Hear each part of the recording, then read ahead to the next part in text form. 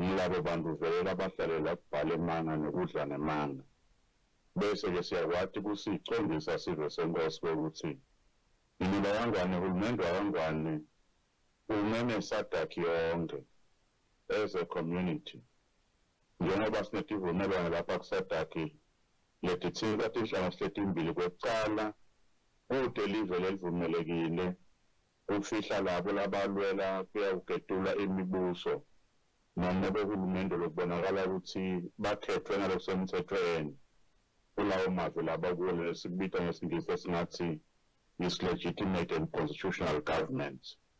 Lokhu-ke lesikufunza emaphepheni ukuthi kukhona labakhona umntwana enkosi lo wafaka isandla mhlawumbe kulondoloteni lomunye walaba lokubonakala ukuthi bayoganga le kuleya live le-DRC lesadliwe nayinhlavu ngaloganga kwakhe le singuhulumende sisasicondzise nebekunene kude nalinye eliswati noma eliswati leli-ordinary noma lizinyane noma ngumntwana enkosi noma ngibani lo wake waba nesandla kule live hhayi lo muhla kusukela kusiteni emaphekula tikhuni nema-political and armed bandits kuhlukubeta abahulumende labasemthethweni.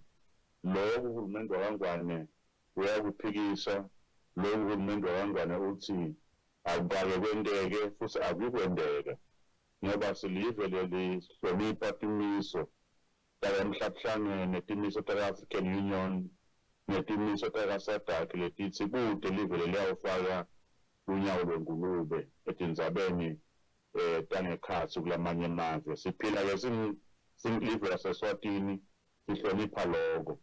Lo mlayeto-ke usho njalo sathi ucondisa nje lokho ukuthi akuselo liqiniso lokhu lokuvela etinkundleni te-social media ukuthi kunomntwana enkosi lebekasita nomele wake wagcina waphindze waluleka lokho kubonakala ukuthi abeyoganga kuleya live le-DRC. Ingabe njengoba live lakangwane nalo-ke live laseCongo liphasatho-ke sifundza saka-SADC, ingabe budlelwane balamavele amabili kuleti ndzaba lesitivelile letingasuwo nemaciniso kubekaphi budlelwane balamavele amabili?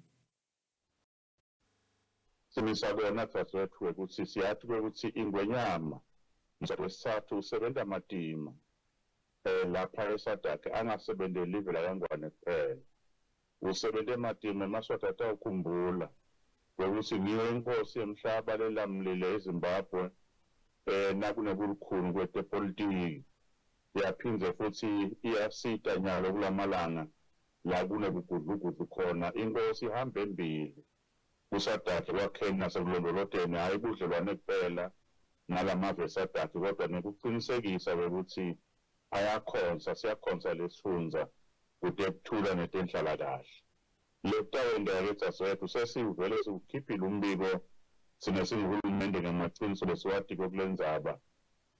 Kutawuthi-ke kusasa i-Ministry of Foreign Affairs itawukhipha incwasi leya kulela le-DRC nala-SADC kukhuluma nale nkulumo lekhunywa nguhulumende.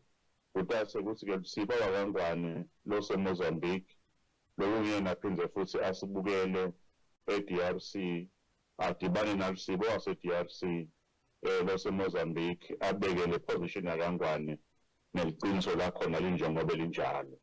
Bungeke budlelwane buphathanyiswe tiphekula tikhuni emazweni lamabili, ngeke futhi budlelwane buphathanyiswe bantu lesibatiko ukuthi bahlale la kubhala emanga bahlale la kubhala tindzaba lekuyintona bazama ukuthi ngato live lakangwane ligcine lingcubutana nalamanye amavele liphilelana nawo. That political strategy and propaganda, government is well aware of it. We have mechanism in place, not only to manage it, but also to contain it and to flush it away and out of our path.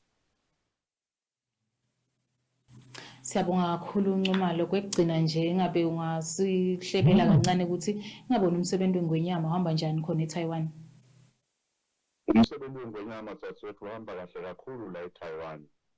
Lo mhla nje inkosi yemhlaba beyisena tivumelwane nahulumende wala ekhaya president Chinte letingasi letimbili entona timcoka kusayine i-Central Bank yakangwane ne-Central Bank yakhona lapha eTaiwan kokuthi batawusebenzisana ngekubambisana. Kwaphindze futhi-ke kwaba indzaba ye-fuel strategic oil tank lapho ephuza umoya lapho khona live laKaNgwane litawubambisana nelive leTaiwan kusukumisa lo msebenzi nekuwushakutelisa. Naletinye-ke tivumelwano letinye letisayiniwe lokukhulu kwenye inkosi ayilali la solifikile yenta umsebenzi ebusuku yenta umsebenzi emini.